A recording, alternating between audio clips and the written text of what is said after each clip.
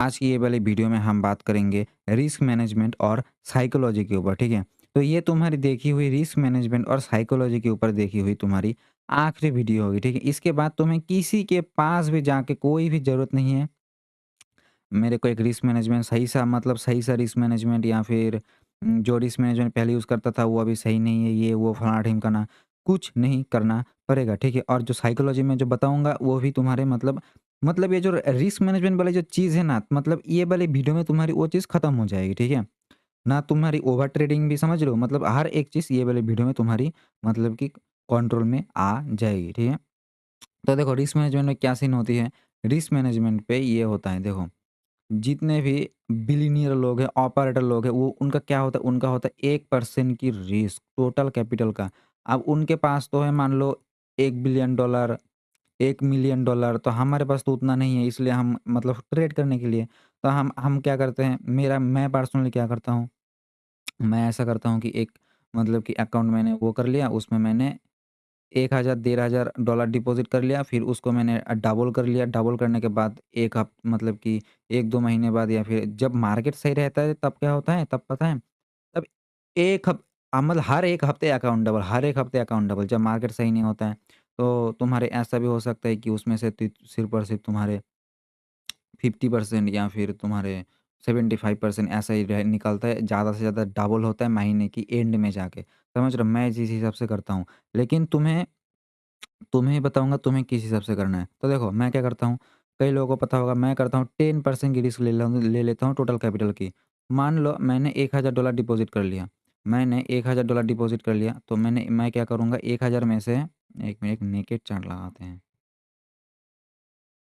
तो मैं क्या कर लेता हूँ, मैं 1000 में से $100 की रिस्क जो 10% $100 की रिस्क ले लेता हूँ और मैं 20% की टारगेट लगा देता हूँ। 10 की रिस्क 20% की टारगेट जो कि होता है $200 समझ रहे हो? तो ये होता है मेरा मतलब कि रिस्क मैनेज मैं ऐसे करता हूँ, मैं थोड़ा-सा रिस्क ले लेके ग्रो करता हूँ पैसे को, समझ रहे हो?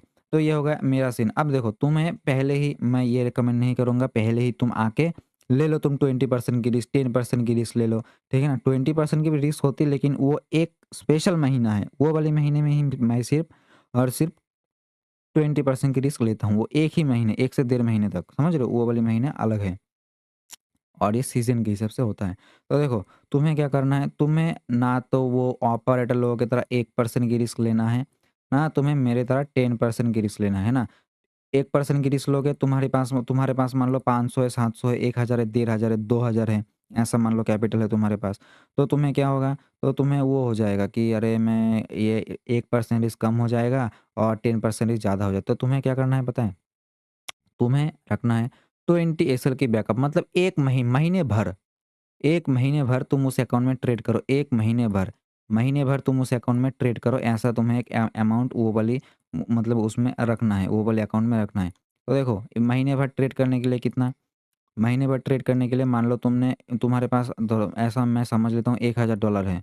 $1000 है, तुम्हें इसमें पूरा का पूरा 1 महीने तक तुम्हें इसमें ट्रेड पंच करना है।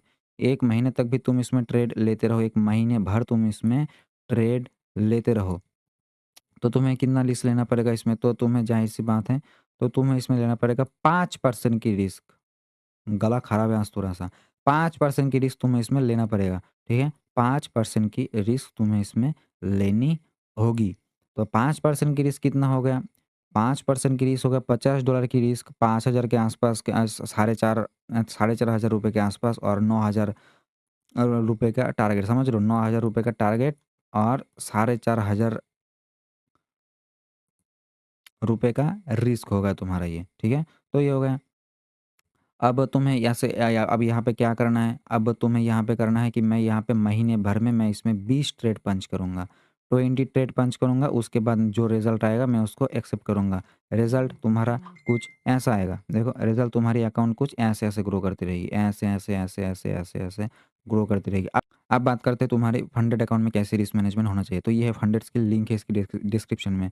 अगर अकाउंट लेना है तो ले सकते हो, ठीक है? या फिर गूगल से डायरेक्ट जाके सर्च करो फंडेड स्किल करके ले सकते हो अकाउंट, ठीक है? तो देखो अब फंडेड अकाउंट में क्या होता है, फंडेड अकाउंट में बात ऐसी है ना, इतू सी अमाउंट देके मेरे को इतना बड़ा फंड मिल रहा है। तो इसमें कि तुम क्या कर सकते हो, तो मैं इसमें ना थोड़ा ज़्यादा रिस्क करता हूँ, वो बताऊँगा नहीं, ठीक है ना? तो समझ जाओ। यहाँ पे मैं जितना करता हूँ उसका डबल ही मैं यहाँ पे करता हूँ। तो यहाँ पे देखो, यहाँ पे तुम्हें क्या करना है, यहाँ पे देखो छोटी-सी अमाउंट दे के तुम्हें इतना बड़ा मिल रहा है ना?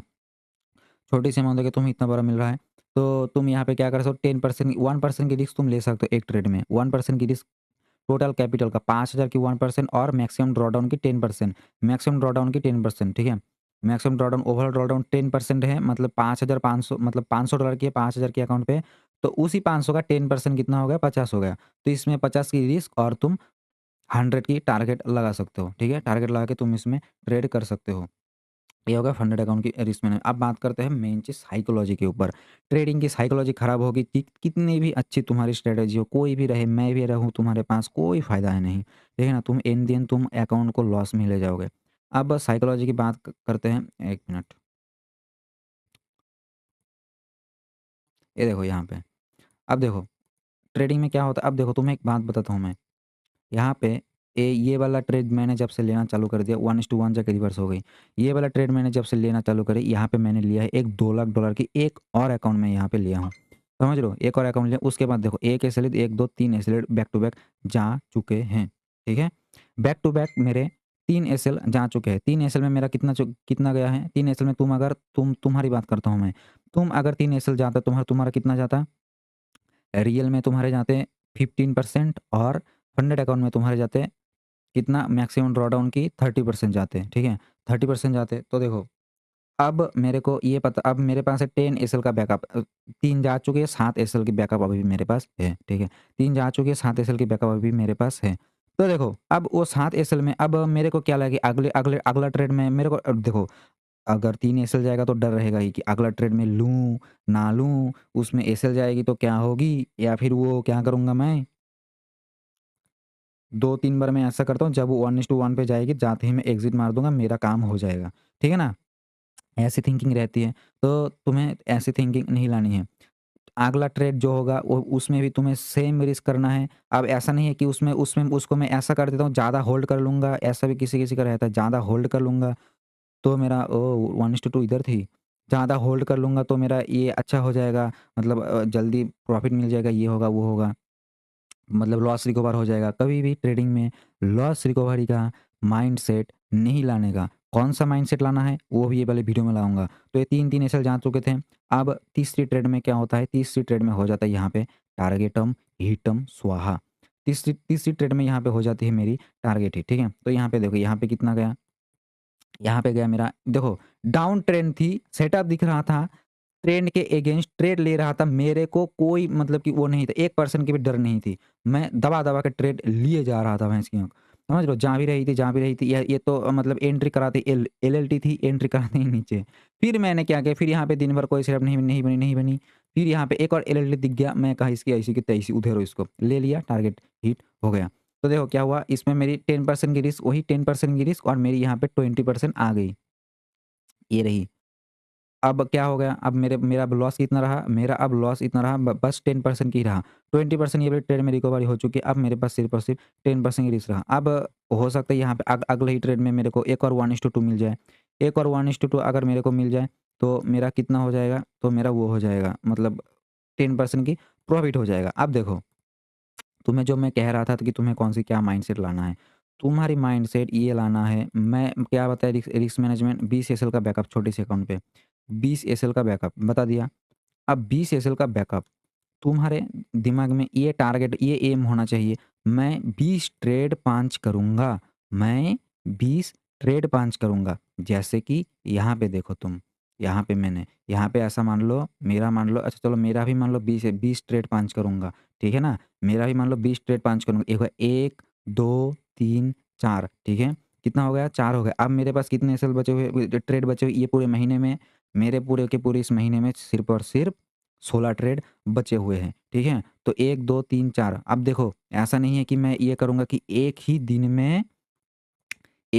में मैं 20 ट्रेड ले लूँगा, या फिर एक ही दिन में मैं 2 से 4 ट्रेड ले लूँगा। 2 से मैं 4 ट्रेड ले लूँगा एक ही दिन में। 2-4 ऐसे करके ट्रेड पंच कर देता हूँ। तुम्हारे दिमाग में ये लाना है, मैं 20 दिन मार्केट में आऊँगा, अगले अगले 20 दिन में मार्केट में आऊँगा, आज से या फिर मंडे से मैं अगले 20 दिन तक मार्केट में आऊँगा, 20 दिन तक मैं मार्केट में आऊँगा, अगले 20 दिन। ये वाली 20 दिन में मैं मेरी मतलब कि जो है 20 एसएल का बैकअप है, मैं इसको यूज़ करूँगा, ठीक है? ये 20 एसएल की जो बैकअप है, मैं इसको 20 दिन में यूज़ करूँगा। मैं आ गया आके बैठ गया लंदन सेशन में। लंदन सेशन में मैं आके बैठ गया। लंदन सेशन में आके बैठा हुआ हूँ, सेटअप नहीं मिला। मैं चुपचाप 2 बज गए, मैं चुपचाप सेटअप को बंद कर दिया, ठीक है? बंद कर दिया। अब उसके बाद मैं आऊँगा न्यूयॉर्क सेशन में। न्यूयॉर्क सेशन कितने बजे शुरू होती है? 6 बजे से लेके 9 बजे के बीच में गोल्डन टाइम रहता है उसी टाइम पे, ठीक है? अब मैं बैठूँगा रात के 9 बजे, ठीक है? 6 बजे मैं आ गया, 6 बजे मेरे को ट्रेड मिल गया। मैं 6 बजे ट्रेड ले लिया, बस उसमें टारगेट हीटो एसलेटो मैं जो भी होगा मैं उसको एक्सेप्ट करूँगा, ठीक है? अब मान लो तुम लंदन में आ गए, लंदन में तुम्हें ट्रेड मिल गया। लंदन में तुम्हें ट्रेड मिल गया, टारगेट हिट हो गया, ठीक है? तो लंदन में टारगेट हिट हो गया, फिर तुम्हारे अंदर खुजली होगी, मैं न्यूयॉर्क में आता हूँ, एक और ट्रेड ले लेता हूँ, लेकिन उसमें हो सकता है एसिड हो सकता है, ठीक है? प्रॉफ़िट के ऊपर भी तुम्हें रिस्क ले ही लेनी है। और मान लो लंदन में एसिड हो गई, न्यूयॉर्क में ऐसा मत दिमाग में ला के रिकवरी मारूँगा, रिकवरी मारने जाओगे तो वो हो जाएगा। क्या कहा मैंने? तुम्हारे दिमाग में ये लाना है, मेरे पास ये जो 20 एसएल के जो बैकअप है, मैं अगले 20 दिन तक मार्केट में आऊँगा। 20 दिन तक मार्केट में आके मैं मेरी ये छोटी-सी अकाउंट को मैं ऐसे-ऐसे करके धीरे-धीरे करके ग्रो करूँगा, ठीक है? अब ये 20 दिन में से ऐसा हो सकता है कि 1, 2, 3 दिन एसलेट, चौथी में टारगेट हिट, फिर 1 एसलेट, फिर 2, 3, 4, 5, 6 टारगेट हिट, ठीक है ना? यही 20 ट्रेड में तुम्हारे अगर मान लो 15 या फिर 14-15 टारगेट हिट हो गया, मान लो 12-13 15 टारगेट हिट हो गया, 7 भी एसलेट हो गया, तो भी कोई बात नहीं। अब ऐसा हो सकता है 7 एसएल में से 2-3 बैक टू बैक भी आ सकते हैं, है ना? टारगेट भी जैसे बैक टू बैक आएगी, ठीक है? तो ये साइकोलॉजी तुम्हारे अंदर लाना है। और रिस्क मैनेजमेंट जो बात बताया, फंडेड अकाउंट पे 10% की रिस्क, मैक्सिमम ड्रॉडाउन की, और छोटी अकाउंट पे तुम्हें लेनी है जो मैंने बताया 5% की रिस्क और 20 एसएल की बैकअप, ठीक है? तो ये वाले वीडियो को रखते हैं यहीं तक। तो उम्मीद करते हैं तुम्हें ये वाली वीडियो पसंद आया है, और पसंद आया होगा तो लाइक कर दो। और अगर फंड लेना है, फंडेड की कुछ इश्यू हो, तो ये फंडेड की लिंक है इसकी डिस्क्रिप्शन में, जा सकते हो, ठीक है? नए अगर आए हो चैनल पे तो सब्सक्राइब करके ही जाना, ठीक है? बात वही है।